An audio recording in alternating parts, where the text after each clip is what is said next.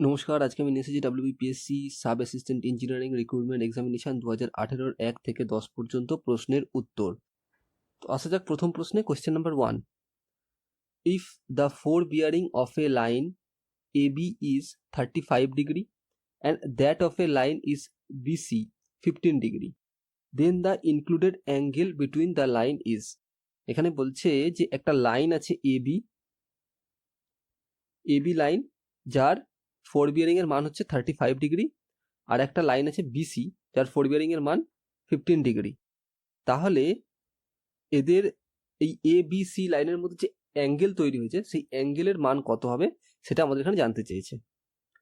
ধরা যাক এটা একটা পয়েন্ট A আর এটা একটা point B, A and B। এবারে এই A আর B লাইনের ফোর বিয়ারিং হচ্ছে 35 ডিগ্রি। এটাকে একটা লাইন দিয়ে যোগ করে দিলাম। তাহলে ওখানে তো ফোর বিয়ারিং কি করে বার করবো? ধরা যাক এই রেফারেন্স মেরিডিয়ান এটা। এবার ফোর বিয়ারিং কি হবে? এই রেফারেন্স মেরিডিয়ান থেকে ক্লকওয়াইজ যে অ্যাঙ্গেল সেটা হলো ফোর বিয়ারিং, এটা হলো 35 ডিগ্রি। এবারে আবার বলছে কি BC এর ফোর বিয়ারিং কত? 15 ডিগ্রি। আবার এখানে একটা রেফারেন্স লাইন টেনে নিই, এটা ধরা যাক নর্থ। ফোর বিয়ারিং বলেছে, তার মানে রেফারেন্স মেরিডিয়ান থেকে ক্লকওয়াইজ অ্যাঙ্গেল এটা বলেছে কত? 15 ডিগ্রি। তাহলে 15 ডিগ্রি মানে লাইনটা এরকম যাবে, এটা হলো C। তাহলে এটা 35 ডিগ্রি, এটা 15 ডিগ্রি। তাহলে লাইনটা কিরকম তৈরি হলো? লাইনটা তৈরি হলো একটা এইভাবে গিয়ে এইভাবে। এবারে আমাদেরকে বার করতে বলেছে এই মাঝের অ্যাঙ্গেল, এর মান কত হবে সেটা আমাদেরকে বার করতে বলেছে। আচ্ছা, এই অ্যাঙ্গেলটা যখন 35 ডিগ্রি, তাহলে এই অ্যাঙ্গেলটাও 35 ডিগ্রি হবে, 35 ডিগ্রি। তাহলে আমাদেরকে বার করতে হবে কোন অ্যাঙ্গেলটা? আমাদেরকে বার করতে হবে এই অ্যাঙ্গেলটা। তাহলে এই অ্যাঙ্গেলটা বার করতে গেলে আমাদেরকে ফার্স্ট এইটুকু বার করতে হবে, যে এই অ্যাঙ্গেলটুকুর মান কত। ধরে নেওয়া যাক এটার মান আমরা A দিলাম, স্মল a দিলাম, স্মল a, ঠিক আছে। তাহলে এই স্মল a অ্যাঙ্গেল, এই অ্যাঙ্গেলটার মান কত হবে? তাহলে এটা হবে 180 ডিগ্রি মাইনাস 35 ডিগ্রি। এটা কিভাবে হবে? এই টোটালটার মান কত? 180 ডিগ্রি। 180 ডিগ্রি থেকে আমি এইটুকু বাদ দিয়ে দিচ্ছি, 35 বাদ দিচ্ছি, তাহলে আমার এই অ্যাঙ্গেলটা চলে আসছে, তাই তো? তাহলে এর মান হবে 145 ডিগ্রি। বোঝা গেল? তাহলে এর মান কত বেরোলো? স্মল a এর মান বেরোলো 145 ডিগ্রি। এবার এই 145 ডিগ্রির সাথে 145 ডিগ্রির সাথে যদি আমি 15 ডিগ্রি অ্যাড করে দিই, তাহলে টোটালি ইনক্লুডেড অ্যাঙ্গেল ABC এর এই মানটা চলে আসবে। তাহলে এটা আসবে 145 প্লাস 15 ডিগ্রি, এটার মান হয়ে যাবে 160 ডিগ্রি। ঠিক আছে, তাহলে অপশান দেখে নিই। Option A 20 degree, option B 50 degree, option C 160 degree, option D 230 degree. তাহলে এখানে সঠিক উত্তর অপশান C 160 ডিগ্রি। পরবর্তী প্রশ্ন, question number 2, the included angles of a theodolite traverse are generally measured as. এখানে বলছে কোনো একটা থিওডোলাইট ট্র্যাভার্সের অ্যাঙ্গেল কিভাবে মেজার করা হয়। প্রথমে আমরা অপশান দেখি। Option A clockwise from the forward station, option B anti-clockwise from back station, option C anti-clockwise from forward station, option D clockwise from back station। তো এটা একটু বুঝে নেওয়া যাক। ধরা যাক এখানে A পয়েন্টে একটা থিওডোলাইট বসানো হয়েছে, এবারে A পয়েন্ট থেকে B পয়েন্ট মেজার করা হলো। B পয়েন্ট, এটা একটা পয়েন্ট মেজার করা হলো। তারপরে A পয়েন্ট থেকে আবার C পয়েন্ট নেওয়া হলো, এটা তো আমার ব্যাক স্টেশন। এবার এখান থেকে এটা একটা পয়েন্ট নেওয়া হলো। এবার এর মধ্যে যে অ্যাঙ্গেল তৈরি হচ্ছে, ধরে নিয়ে যাক এটা থিটা, এই অ্যাঙ্গেলটাকে আমরা কিভাবে মেজার করব? এটা করতে হয় আমাদেরকে clockwise from back station. Back station থেকে, এই যে ব্যাক স্টেশন, এই ব্যাক স্টেশন থেকে ক্লকওয়াইজ আমাদেরকে এটা মেজার করতে হয়।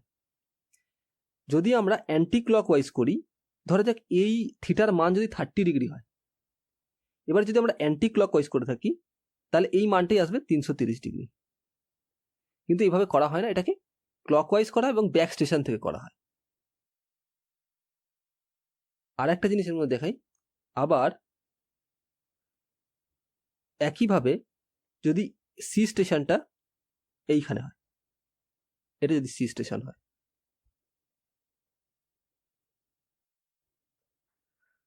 তাহলে সেক্ষেত্রে মানটা কি হবে? সেক্ষেত্রে মানটা এইভাবে ক্লকওয়াইজ মেজার করা হবে, ব্যাক স্টেশন থেকে ক্লকওয়াইজ মেজার করা হবে, এদিক থেকে কিন্তু মেজার করা হবে না, ব্যাক স্টেশন থেকে ক্লকওয়াইজ মেজার করতে হবে। তাহলে আমাদের সঠিক উত্তর হবে option D, clockwise from back station. পরবর্তী প্রশ্ন, question number 3, the suitable control interval for a map with scale 1:10,000 is. এখানে বলছে যে একটা স্কেল আছে, এর মান হচ্ছে 1:10,000, তাহলে তার সুইটেবল কন্ট্রোল ইন্টারভেল কত হবে একটা ম্যাপে? তাহলে কন্ট্রোল ইন্টারভেল সমান কি হয়?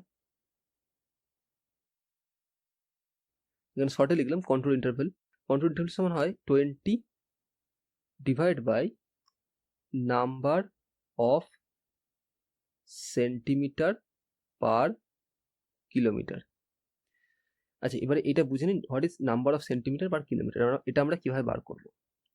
আচ্ছা, এখানে আমাদের স্কেল কত বলেছে? 1:10,000, এটাকে আমরা পুরো কেটে দিই, তাহলে তার মানে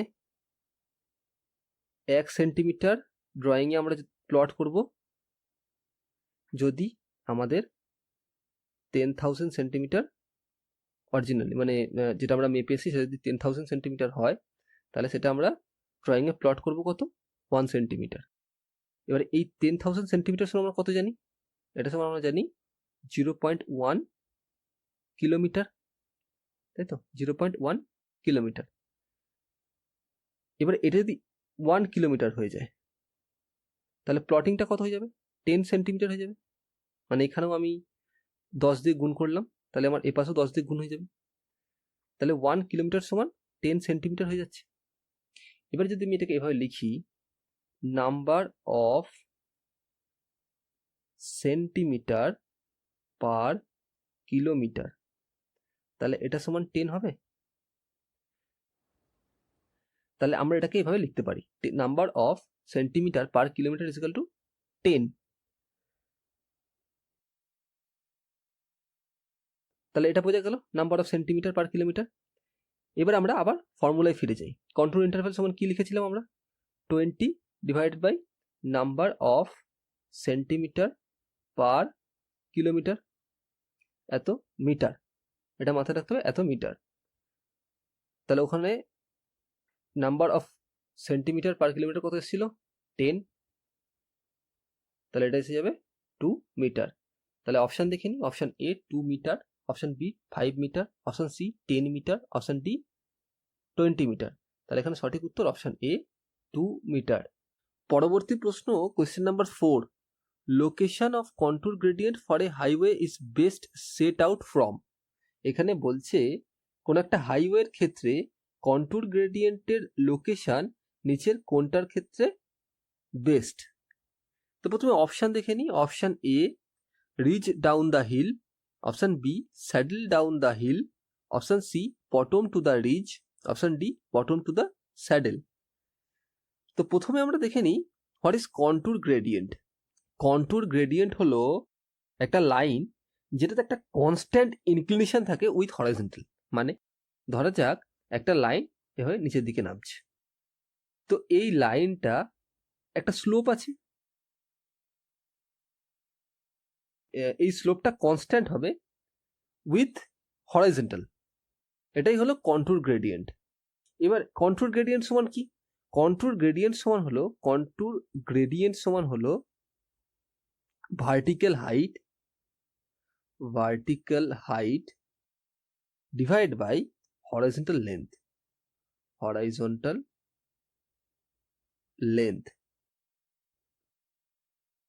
ভার্টিক্যাল হাইট কতটা আর তার হরাইজন্টাল লেন্থ, এবারে আমরা দেখে নিই হোয়াট ইজ স্যাডেল। স্যাডেল হলো দুটো পাহাড়ের মাঝখানে যে ডিপ্রেশন, এটাকে স্যাডেল বলা হয়। আর আমরা রোড আমরা তৈরি করি, সেটা স্যাডেল বরাবর তৈরি করি, মানে যে ডিপ্রেশন আছে সেই বরাবর তৈরি করি, রিজ লাইন বরাবর রোড তৈরি করা হয় না। মানে সাধারণত যে রোড তৈরি করা হয় হিলি এরিয়াতে, সেটা স্যাডেল বরাবরই তৈরি করা হয়ে থাকে। তাহলে এখানে সঠিক উত্তর হবে option B, saddle down the hill. Contour gradient of for a highway is best set out from saddle down the hill.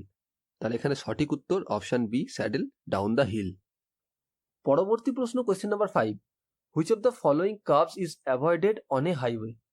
এখানে বলছে একটা হাইওয়েতে সাধারণত নিচের কোন কার্ভকে অ্যাভয়েড করা হয়। তো প্রথমে অপশন দেখে নিই। Option A simple curve, option B compound curve, option C reverse curve, option D none of the above. Simple curve কি? সিম্পল কার্ভ হলো সেই কার্ভ যেই কার্ভের একটি মাত্র রেডিয়াস থাকে। মানে এটা যদি সেন্টার পয়েন্ট হয় এই কার্ভের, এটা একটা কার্ভ, এই কার্ভ যদি সেন্টার পয়েন্ট এটা হয়, মানে সি যদি সেন্টার পয়েন্ট হয়, তাহলে এখান থেকে এর রেডিয়াস, এখান থেকে এর রেডিয়াস, এখান থেকে এর রেডিয়াস প্রত্যেকটাই সেম হবে, একটাই রেডিয়াস। এটা হলো সিম্পল কার্ভ। কম্পাউন্ড কার্ভ কি? কোনো একটা সার্কুলার কার্ভ যদি দুই বা তার অধিক রেডিয়াসে তৈরি হয়, তবে সেটা হলো কম্পাউন্ড কার্ভ। ধরা যাক এটা একটা কার্ভ, এই কার্ভের এই পোর্শনের রেডিয়াস R1, এই পোর্শনের রেডিয়াস R2, এই পোর্শনের রেডিয়াস R3। এটা হলো কম্পাউন্ড কার্ভ। এবারে আমরা দেখে নেবো what is reverse curve. Reverse curve হলো দুটো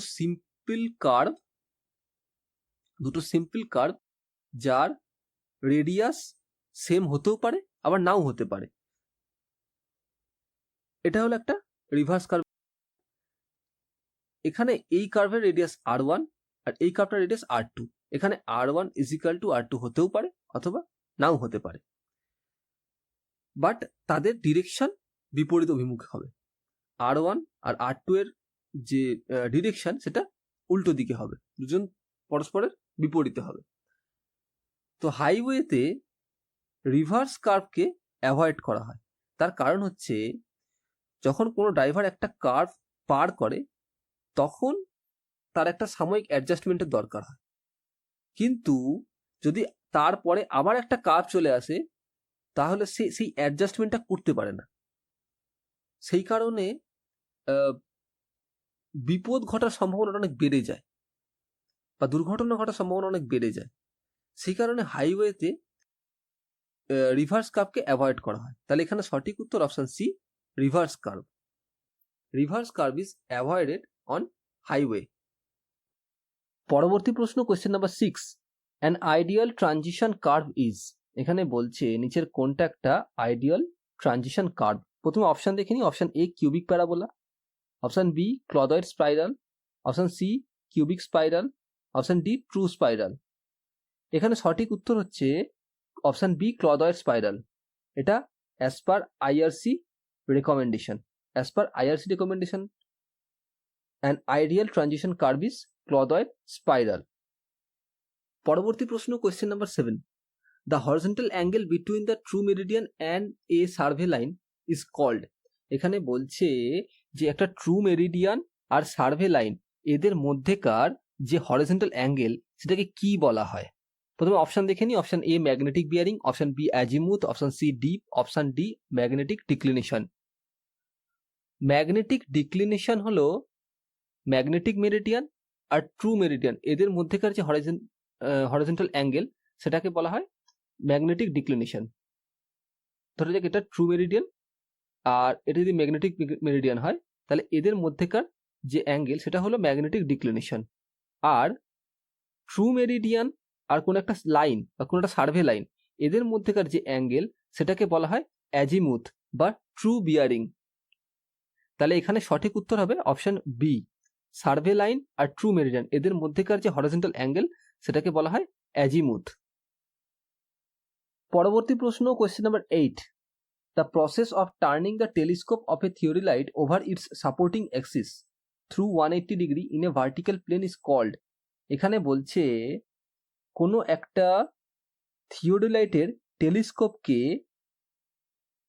সাপোর্টিং অ্যাক্সিসে রেখে বা হরিজন্টাল অ্যাক্সিসে রেখে ভার্টিক্যাল প্লেনে 180 ডিগ্রিতে ঘোরানো হচ্ছে, টার্ন করা হচ্ছে, তাহলে সেটাকে কি বলা হয়? সেটাকে বলা হয় ট্রানজিটিং অর রিভার্সিং অর প্লাঙ্গিং। তিনটে সেম জিনিস, ট্রানজিটিং যা, রিভার্সিংও তাই, অ্যান্ড প্লাঙ্গিংও তাই। তাহলে অপশান দেখে নিই, option A transiting, option B reversing, option C plunging, option D any of the above. তাহলে এখানে সঠিক উত্তর option D any of the above. পরবর্তী প্রশ্ন, question number 9, coefficient of compressibility of soil is the ratio of. সয়েলের coefficient of compressibility নিচের কোন রেশিওটা, সেটা এখানে জানতে চাইছে। প্রথমে আমরা অপশান দেখে নিই। Option A stress to strain, option B strain to stress, option C stress to settlement, option D rate of loading to settlement. Coefficient of compressibility CC is equal to 1/k। এখানে K কি? K হলো bulk modulus of elasticity. Bulk modulus of elasticity, bulk modulus of elasticity K is equal to volumetric stress to volumetric strain. তাহলে coefficient of compressibility কি হবে? Coefficient of compressibility হয়ে যাবে volumetric strain to volumetric stress. তাহলে এখানে সঠিক উত্তর কোনটা হবে? Option B strain to stress. পরবর্তী প্রশ্ন, question number 10, the soil moisture driven off by heat is called. এখানে বলছে যে কোন সয়েল ময়েশ্চারকে তাপ দিলে সেটা সয়েল স্যাম্পেল থেকে নিষ্কাশিত হয়ে যায়, সয়েলের কোন ময়েশ্চার। প্রথমে অপশন দেখে নিই। Option A free water, option B hydroscopic water, option C gravity water, option D fringe water. ধরা যাক একটা সয়েল স্যাম্পেল আছে, সয়েল স্যাম্পেলকে আমরা হিট দিচ্ছি। এই সয়েল স্যাম্পেলের ভিতরে এই হিটের ফলে সয়েল স্যাম্পেলের মধ্যে থাকা ময়েশ্চারটা বাইরে বেরিয়ে যাবে, তাই তো? এটা কাদার তালটা শুকনো হয়ে যাবে, ড্রাই হয়ে যাবে। তো এর ফলে যে জলটা বাইরে বেরোবে সেটাকে কি জল বলা হয় বা কি ময়েশ্চার বলে, সেটাকে আমাদের এখানে জানতে চেয়েছে। তো আমরা জানি যে কোনো একটা ওভেন ড্রাইড সয়েল স্যাম্পেলকে যদি আমরা খোলা আবহাওয়ায় রেখে দিই, তাহলে সেই সয়েল স্যাম্পেলটা ময়েশ্চারকে শুষে নেবে। আবার যদি সেটাকে হিট দেওয়া হয় তাহলে সেই ময়েশ্চারটাই আবার বাইরে বেরিয়ে যাবে। এই যে ওয়াটারটা বা এই যে ময়েশ্চারটা, এটাকে বলা হয় হাইড্রোস্কোপিক ওয়াটার। হাইড্রোস্কোপিক ওয়াটার। তাহলে এখানে সঠিক উত্তর অপশন বি হাইড্রোস্কোপিক ওয়াটার।